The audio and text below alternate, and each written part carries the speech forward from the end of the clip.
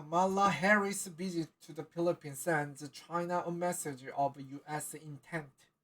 U.S. Vice President Kamala Harris and her husband, Doug M. Hope, arrived at Ninoy Aquino International Airport in Manila, November 20, 2022. CNN, a Philippine archipelago known for tropical vacations, will become a focus of political attention this week when Vice President Kamala Harris becomes the highest-ranking U.S. official to visit its main island. Palawan is home to dive resort as well as the Philippine military base that Harris will visit on Tuesday, according to a senior administration official, putting her on the edge of South China Sea, where China has been building military bases, some on Iceland claimed by the Philippines, in one of the most outward signs of its ambitions in the Pacific. Harris met with Philippine President Fernando Marcos Jr. Monday, with the partners expected to discuss 21 new projects funded by the United States, including more defense sites around the Philippines in locations yet to be revealed, in indication to Beijing that Washington is forging tighter ties with Manila. The projects are part of the Enhanced Defense Cooperation Agreement, called the EDCA, between the two countries, which allows the U.S. troops to use agreed locations in the Philippines for security exercises and joint military training, the White House said in a statement. But U.S. Philippine defense ties run even deeper. The country used to be home to two of the U.S. military's largest overseas installations, Clark Air Base and Subic Bay Naval Base, which were transferred to Philippine control in the 1990s.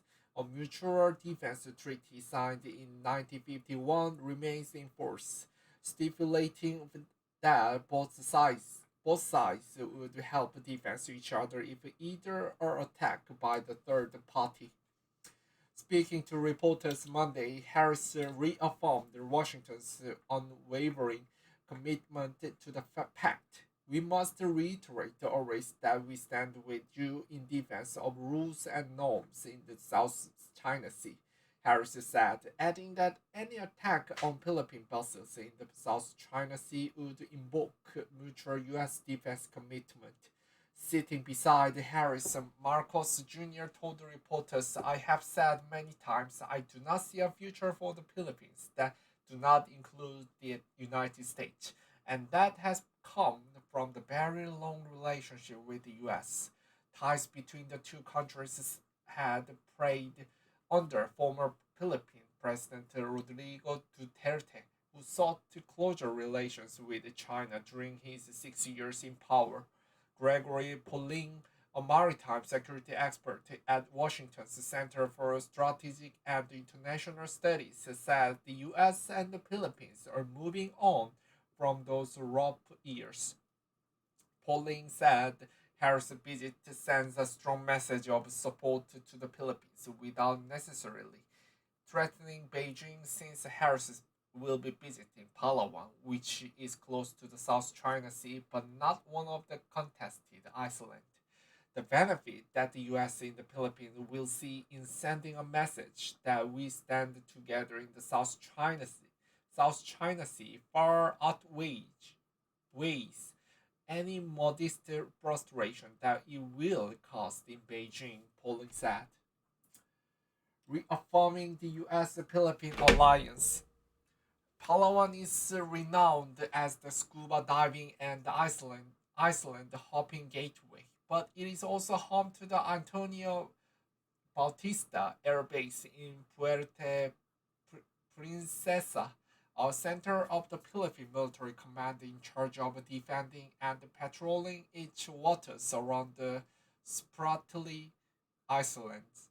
The Spratly Islands lie in the southern portion of the 1.3 million square mile waterway almost all of which China claims as its sovereign territory based on its interpretation of historical maps.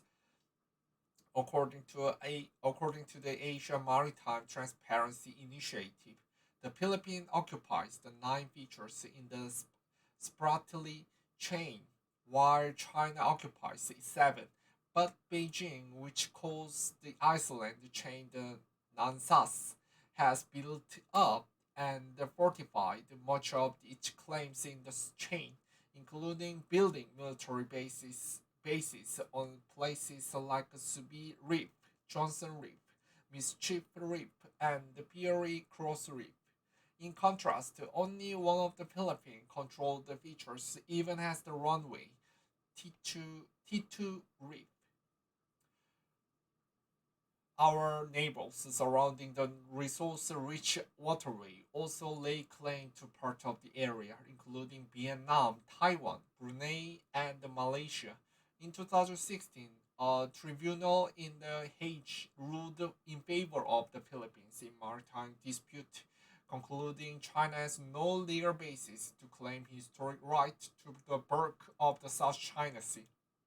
Despite the ruling, Duterte attempted to forge closer ties with Beijing and made plans to cooperate on oil and gas exploration in the South China Sea, a move which divided the Filipinos over the legitimacy of enabling China's ambitions in the disputed territory. However, the exploration deals were formally terminated in June 2022 due to constitutional challenges and concerns about the Philippine sovereignty. Former Foreign Minister Teddy Locsin Jr. said before leaving office under Duterte. Since taking office in June, Marcos Jr. has sought to reset ties with the US and restart amicable communications with China, both on economic and security issues. On the sidelines of the APEC meeting last Thursday, Marcos Jr. and Chinese leader Xi Jinping both agreed that the maritime issues do not define the totality of Philippines China relations, according to the Philippine press secretary. Our foreign policy refuses to fall into the trap of the Cold War mindset. Ours is independent foreign policy guided by our national interest and commitment to peace, said Marcos Jr. A tight balance over the South China Sea as the defense ally to Washington and the competing claimant over Beijing's sweeping territorial claims over the South China Sea. The Philippines is critical to both Washington's strategy in the region and China's geopolitical rise. Rommel Ban- Banlaoi, president of the Philippine Association for Chinese Studies, said Marcos Jr.'s big task is to strengthen and modernize the country's defense system with the help of the US, while establishing amicable dialogue with China to bolster economic ties with its largest trade partner.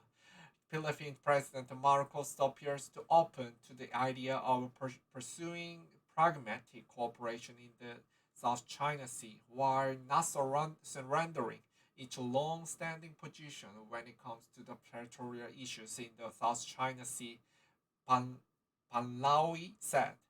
During her trip to the Philippines, Harris is expected to make a number of other announcements, including tighter U.S. cooperation with Manila on clear energy, cybersecurity, communication, and agriculture. The deals show U.S. intent in the Pacific region, but one South China Sea expert said Harris' trip to the military base risk aggrav- aggravating Beijing to the potential detriment of the Philippines. Anna Malindo Wee, vice president of the Asian Century Philippines Strategy Studies Institute, views the visit as quite a provocative rousing and inflammatory act. In, it will put my country, the Philippines, in the precarious and awkward situation bias Beijing, she said. I don't see this as beneficial to my country. It's akin to provoking Beijing at the expense of my country. And I don't think this is something